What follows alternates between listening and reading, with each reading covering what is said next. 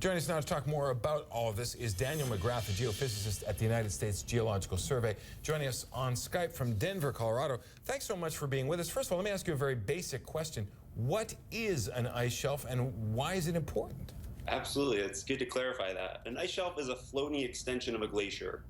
So as the grounded ice flows off the continent, it'll go afloat in the ocean. And they play a really important role in kind of regulating the flow of ice off the continent because they act to buttress and really regulate that flow of ice. The disintegration of the ice shelf was noted in 2002 when a large chunk broke off, and it seems to be disintegrating very rapidly now, I think 8 times faster since pre-2002. Can you explain why? Yeah, absolutely. So in 2002, the ice shelf lost about 3/4 of its size.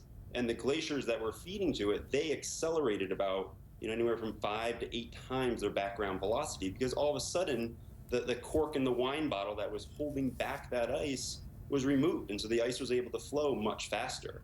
And so this study and this new work is really showing that the glaciers that still feed the part of the ice shelf that remains, they're accelerating and they're thinning as well. And these are really clear signs that the remaining part of the ice shelf, which is quite small at this point, is very close to breaking up. Now, I still can't get over this because we're talking about something that's 10,000 years old, and that was, what, thousands of square miles in area.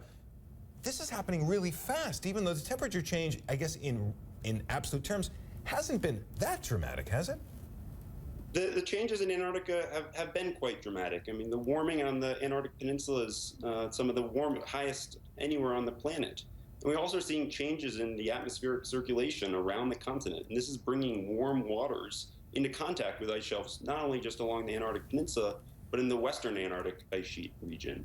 And so where this warm water gets into contact with the ice shelf, it can melt it very quickly, causing it to weaken, thin, and then allow those glaciers that it was previously holding back to flow faster as the ice shelf collapses.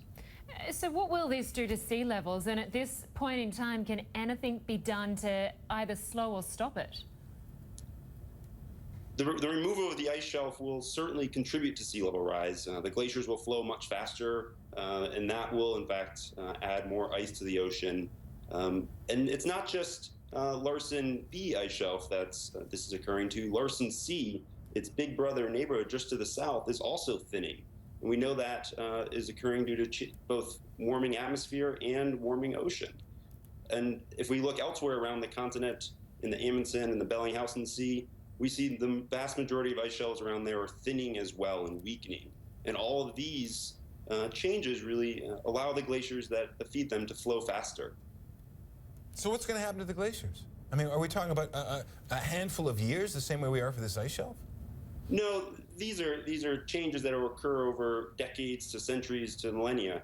The breakup of the ice shelf of Larsen B may occur, 3 years, 5 years, 20 years from now. It's very hard to pinpoint that exact date. There's a lot of complex processes that are influencing it. But we know from this study and many others that these ice shelves are changing very dramatically, and they're displaying the signs that are very characteristic of a weakening. And it's just a matter of time, a warm summer combined with the right kind of wind and sea ice conditions that would allow them to collapse and hence influence the glaciers upstream. And so what will slow that down? Is there efforts, the efforts underway to, I guess, address climate change? Will that help slow that down? Certainly, yeah. I mean, efforts to address, emissions will certainly help with this. It's hard to make that direct connection between, changing our emissions to actually preventing this ice shelf from collapsing. That's a much broader connection there. But yes, absolutely. The changes that we're seeing around the continent are driven by warming atmospheric temperatures and kind of changing ocean temperatures, warming ocean temperatures due to changing wind circulation. And these processes are very much tied to climate change. Dan McGrath of the Extreme Ice Survey and the US Geological Survey. Thanks so much for talking with us. Thank you very much. Thank you.